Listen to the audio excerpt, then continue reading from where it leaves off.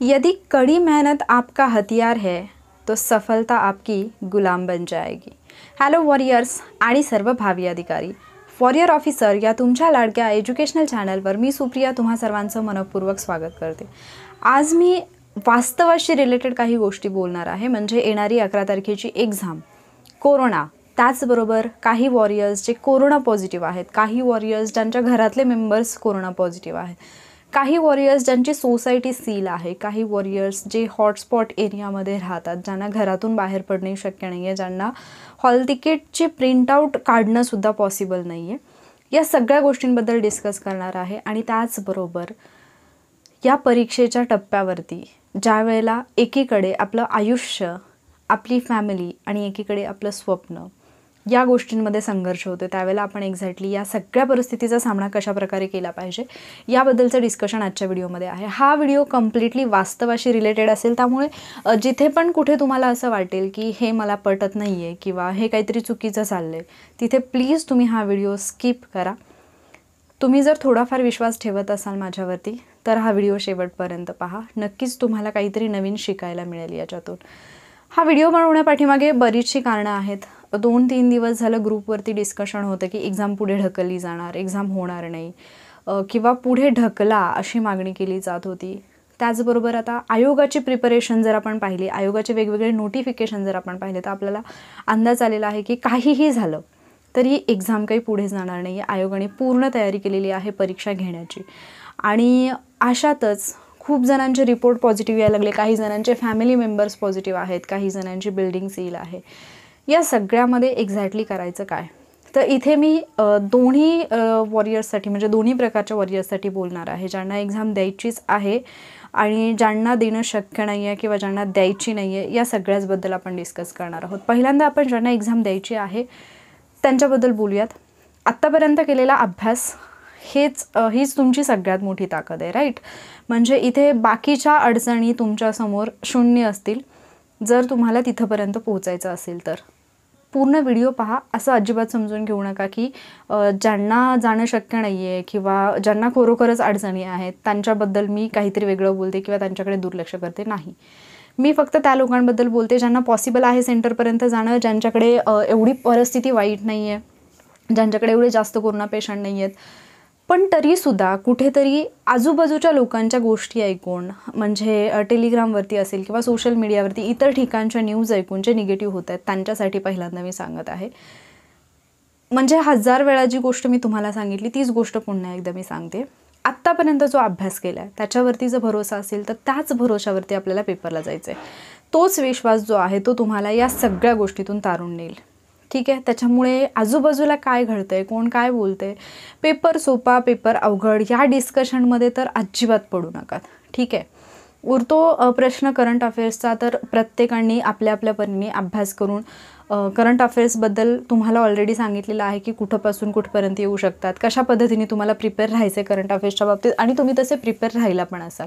आता अगदीच एक दिवस राहिल्यानंतर जर तुम्ही विचारत असाल की मी करंट अफेअर्स कुठले करू, तर एका दिवसामध्ये ते तुम्हाला होणार पण नाही आहे, राईट। तर तुम्हाला पण माहिती आहे तुमचा अभ्यास किती झाला आहे, किती नाही झाला, तुम्ही काय करायला पाहिजे, काय नाही करायला पाहिजे, पण मग उगीचच नको त्या डिस्कशन्समध्ये का पडताय, ठीक आहे। सो ज्यांना शक्य आहे, ज्यांच्याकडे सगळी परिस्थिती व्यवस्थित आहे, ज्यांना काही प्रॉब्लेम नाही आहे, व्हेकलचा प्रॉब्लेम नाही आहे किंवा इतर, जसं की काही वॉरियर्सना अगदी हॉल तिकीटची प्रिंटआउटसुद्धा मिळत नाहीत, असे ज्यांना प्रॉब्लेम नाही आहेत त्यांनी विनाकारणचे प्रॉब्लेम ओढावून घेऊ नका, विनाकारणच्या टेन्शनमध्ये पडू नका। Just focus on your revision, फक्त रिव्हिजनवरती फोकस करा, पॉझिटिव्ह राहा आणि परीक्षेला सामोरे जा। त्यानंतर दुसरा मुद्दा किंवा दुसऱ्या प्रकारचे वॉरियर्स, ज्यांच्या आजूबाजूचे लोक पॉझिटिव्ह आहेत, मे बी त्यांची बिल्डिंग सील केलेली आहे किंवा घरातले लोक पॉझिटिव्ह आहेत, पण ज्यांची स्वतःची जर आपण आरोग्याची स्थिती पाहिली तर ठीकठाक आहे, म्हणजे त्यांना कुठली लक्षणं वगैरे नाही आहेत किंवा आपण असं म्हणूयात की सौम्य लक्षणं आहेत, पण ते खूप जास्त क्रिटिकल सिच्युएशनमध्ये नाही आहेत, ते एक्झामला जाऊ शकतात अशी ज्यांची सिच्युएशन आहे, परंतु त्यांना हा प्रॉब्लेम आहे की होम क्वारंटाईन असल्यामुळे त्यांना एक्झामला जाता येणार नाही ही एक भीती आहे, किंवा डॉक्टरांनी सांगितलेलं आहे की तुम्ही म्हणजे बाहेर जाऊ शकत नाही किंवा जे काही असेल ते। त्या वॉरियर्सना मी एवढंच सांगेन की आयोगाच्या हॉल तिकीटची जी काही प्रिंटआउट असेल किंवा आयोगाचं हॉल तिकीट PDF वगैरे जे पण काही असेल त्याच्यावरच्या ज्या सूचना आहेत त्या तुम्ही तुमच्या डॉक्टरांना दाखवा.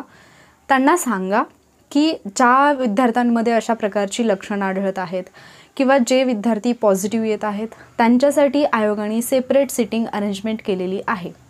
त्यांच्यासाठी आयोगाने PPE किट किंवा इतर सगळ्या सुविधा देण्याचा निर्णय घेतलेला आहे. त्यामुळे तुम्ही आम्हाला परमिशन द्या अशी तुम्ही त्यांना रिक्वेस्ट करू शकता आणि त्यांनी परमिशन दिली तर तुम्ही एक्झामला येऊ शकता. बट हे तुमच्यावरती डिपेंड आहे की तुम्ही कशा पद्धतीने रिक्वेस्ट करता. तुम्ही त्यांना कन्व्हिन्स करू शकता की नाही करू शकत. ठीक आहे, हा झाला दुसरा मुद्दा. तिसरा मुद्दा, ज्यांची सिच्युएशन फारच क्रिटिकल आहे, जे स्वतः कोरोना पॉझिटिव्ह आहेत आणि लक्षणं तीव्र प्रकारची लक्षणे दिसत आहेत, तर त्यांना मी यापूर्वीही मी म्हणजे वेगवेगळ्या संदर्भाने बोललेले आहे. एक मुद्दा मी तुम्हाला इथे सांगेन की परीक्षा म्हणजे आयुष्य नाही. एक परीक्षा चुकली किंवा एक परीक्षा देता आली नाही म्हणून आयुष्य थांबत नाही किंवा आयुष्य संपत नाही. नेहमी लक्षात ठेवायचं, जेव्हा हातची आपल्या एक संधी जाते ना तेव्हा आपल्यासाठी खूप काहीतरी चांगलं देव तयार करत असतो. त्यामुळे त्या संधीची वाट पहा. उगीचच माझा चान्स गेला म्हणजे माझं आयुष्य संपलं असं करून जर तुम्ही रडत बसलात, निराश होत गेलात, तर ह्याच्यातून आउटपुट काहीच मिळणार नाही. खूप जास्त टेन्शन येत असेल, थोडं रडा, मन मोकळं करा. तुम्ही म्हणाल वेड्यासारखं काहीतरी मी सांगते की असं कोणी सांगतं का की रडा वगैरे. थोडं तुम्हाला जर रिलॅक्स व्हायचं असेल, आता तर तुम्ही कुठे बाहेर जाऊन कोणाला भेटू नाही शकत, कोणाशी बोलू नाही शकत मन मोकळेपणाने. तुम्हाला थोडं रिलॅक्स होण्यासाठी फिरायला आवडत असेल, तुम्ही ते फिरू नाही शकत, तर स्वतःशी बोला, थोडे रिलॅक्स व्हा आणि पुन्हा एक नवी सुरुवात करायची असं स्वतःला सांगा.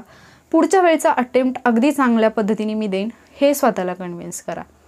एक संधी हुकली म्हणजे आयुष्य संपत नाही, हे मी अजूनही तुम्हाला सांगते. 1 वर्ष एक्झामच नाही झाली, गेल्या वर्षी एक्झामच नाही झाली, काय केलं आपण? काय करू शकलो आपण? काहीच नाही करू शकलो. मग आपलं आयुष्य थांबलं का? लॉकडाऊन होतं, सगळ्या गोष्टी थांबल्या, सगळं काही बंद होतं, आयुष्य थांबलं का? तुमचं 1 वर्षाने जे वय वाढणार होतं किंवा आयुष्यातलं 1 वर्ष जे जाणार होतं ते थांबलं का? नाही थांबलं. मग तुम्ही एका गोष्टीसाठी कशासाठी स्वतःचं मोठं नुकसान करून घेण्याचं किंवा स्वतःलाच मानसिक त्रास करून घ्यायचा विचार करता? बरं हां, तुमच्या स्वतःला त्रास करून घेण्यानी, तुम्ही टेन्शन घेण्यानी, तुम्ही स्वतःला काहीतरी हानी पोचवण्यानी जर गोष्टी ठीक होत असतील ना तर बिंदास करा. म्हणजे जर तुम्हाला असं वाटत असेल की मी टेन्शन घेतलं, मी आजारी पडले किंवा मी काहीतरी करून घेतलं तर सगळं नीट होईल, असं काहीही नीट होत नसतं. ठीक आहे, थोडं मी स्पष्टपणे बोलते, कदाचित तुम्हाला माझं बोलणं थोडं रूड वाटेल, पण आज याची गरज आहे.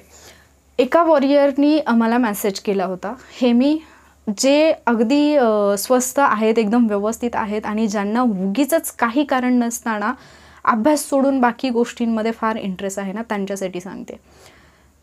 त्या वॉरियरचा मेसेज असा होता, लेडीज आहेत, त्यांचे सासरे ICUमध्ये आहेत, कोरोना पॉझिटिव्ह आहेत, घरातले लोक पॉझिटिव्ह आहेत, त्या स्वतः पॉझिटिव्ह आहेत, त्यांची एक छोटी मुलगी आहे, त्या मुलीचं पण आय थिंक रिपोर्ट पॉझिटिव्ह आहे काहीतरी, आणि त्यांना होम क्वारंटाईन केले. सासरे ICUमध्ये आहेत, त्यांच्यापैकी कोणाला तरी हॉस्पिटलमध्ये थांबावं लागते.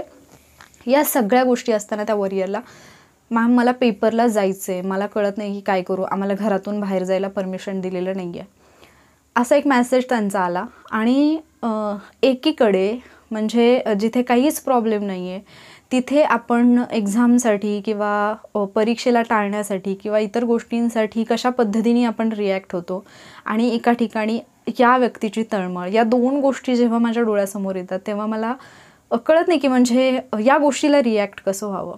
खरं तर मी त्यांना पण हेच सांगेन की जर तुमच्यामध्ये तेवढी जास्त तीव्र लक्षणं नसतील, तुम्हाला जर तुम्ही फिट आहात असं वाटत असेल तर तुम्ही डॉक्टरांची परमिशन घ्या आणि योग्य ती काळजी घेऊन, म्हणजे आपल्यामुळे दुसऱ्या कोणाला संसर्ग होणार नाही, दुसऱ्या कोणाला त्रास होणार नाही, या गोष्टीने म्हणजे सेंटरपर्यंत पोहोचेपर्यंत. सेंटरवरती गेल्यानंतर तर अर्थात तुमच्यासाठी सेपरेट सिटिंग अरेंजमेंट असेल, तर ही काळजी घ्या. अदरवाईज हा एक अटेम्प्ट स्किप केला तरी काही बिघडत नाही, आपण आणखी चांगल्या हिमतीने लढू शकतो.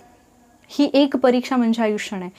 दुसरी एक गोष्ट हे सगळ्या वॉरियर्ससाठी आहे की तुम्ही डिसाईड करा, म्हणजे तुम्ही स्वतःला हा प्रश्न विचारा एकदा एकांतात बसल्यानंतर. आत्ता नका विचारू, 11 तारखेनंतर हा प्रश्न विचारा की तुम्ही MPSC देताय, त्याच्या पाठीमागचं खरं रिझन काय.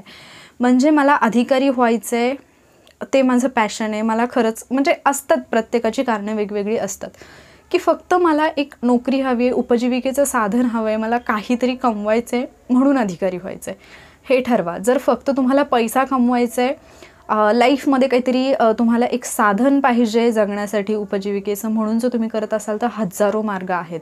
सिरियसली, जरी मी तुम्हाला आत्तापर्यंत MPSC बद्दल गाईड करत आले असले तरीसुद्धा मी तुम्हाला सांगते की MPSC म्हणजे आयुष्य नाही आणि आयुष्य म्हणजे MPSC नाही. ठीक आहे, तुमच्यासाठी खूप जास्त मार्ग मोकळे आहेत आणि तुम्ही ते ट्राय करायला हवेत. पण आता तुम्ही फॉर्म भरले तर 11 तारखेचा अटेम्प्ट जो आहे तो सिरियसली द्या. ठीक आहे, तर हे काही मुद्दे होते. आणखी एक प्रश्न असा होता की काही वॉरियर्सनी मला सांगितलं की आम्ही ज्या एरियामध्ये राहतो तिथे सगळं काही बंद आहे आणि हॉल तिकीटची प्रिंटआउट मिळत नाही आहे, तर काय करायचं, कारण आम्ही ट्राय केलं पण दुकानं सगळी बंद आहेत. हे तर सगळ्याच वॉरियर्सना मला सांगायचं जे जे एक्झामसाठी जाणार आहेत. 2 दिवस शिल्लक आहेत, तर तुम्ही आत्ताच तुमचे काही झेरॉक्स वगैरे, म्हणजे गुरुवारचा दिवस आहे तर ओपन असेल, शुक्रवारी संध्याकाळी सगळं काही बंद होणार आहे, शनिवार रविवार बंद राहणार आहे सगळं काही. त्यामुळे तुमचे झेरॉक्स, पेन, पेन्सिल जे काही तुम्हाला लागणारं साहित्य असेल ते तुम्ही खरेदी करून ठेवा. त्यानंतर ज्या वॉरियर्सनी राज्यसेवा दिलेली नाही आहे आणि फक्त कंबाईंड येणार, त्या वॉरियर्सना बरेचसे डाऊट्स आहेत की एक्झॅक्टली सेंटरवरती गेल्यानंतर काय काय होतं किंवा कशा पद्धतीची तिथे व्यवस्था असते.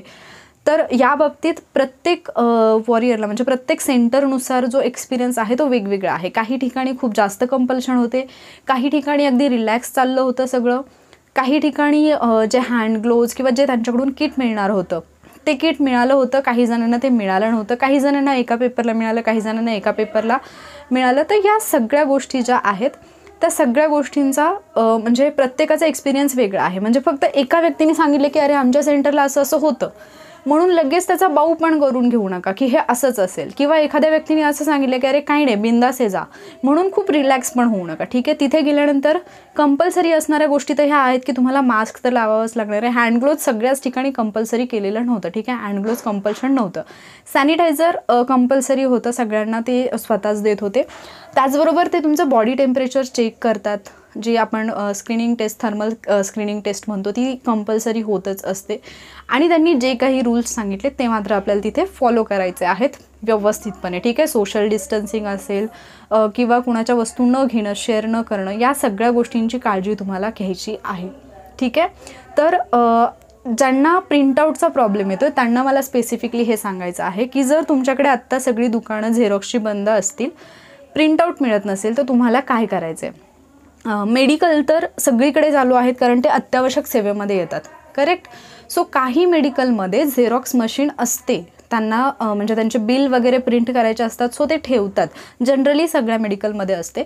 तर तुम्ही एक काम करू शकता, तुमच्या आजूबाजूला जिथे कुठे मेडिकल असेल तिथे सोशल डिस्टन्सिंगचं पालन करून व्यवस्थित स्वतःची काळजी घेऊन तिथंपर्यंत पोहोचा आणि त्यांना रिक्वेस्ट करा की असं असं आमची एक्झाम आहे आणि आम्हाला प्रॉब्लेम आहे, बाहेर कुठेही झेरॉक्स मशीन चालू नाही आहेत, प्लीज आम्हाला प्रिंटआउट द्या. ठीक आहे, किंवा दुसरी एखादी जिथे प्रायव्हेट तुम्हाला मिळेल, म्हणजे काही जणांचे असतात की अगदी जवळपास असेल दुकान तर ते तुम्हाला हेल्प करतील. ठीक आहे, सो असं कुठेही तुम्हाला जिथून हेल्प मिळेल तिथे करा. शक्यतो मला वाटतं मेडिकलचा ऑप्शन जो आहे तो बेटर आहे, कारण ते लोक पण स्वतः काळजी घेत असतात, त्यांना मेडिकल चालवायचं असतं, त्यामुळे तिथून घेणं हे तुमच्यासाठी जास्त सेफ राहील. ठीक आहे, सो आय होप मी तुमचे काही डाऊट्स क्लिअर केले असतील. आणि ज्यांना अटेम्प्ट देता येत नाही आहे त्यांना मी परत एकदा सांगते, हे म्हणजे आयुष्य नाही.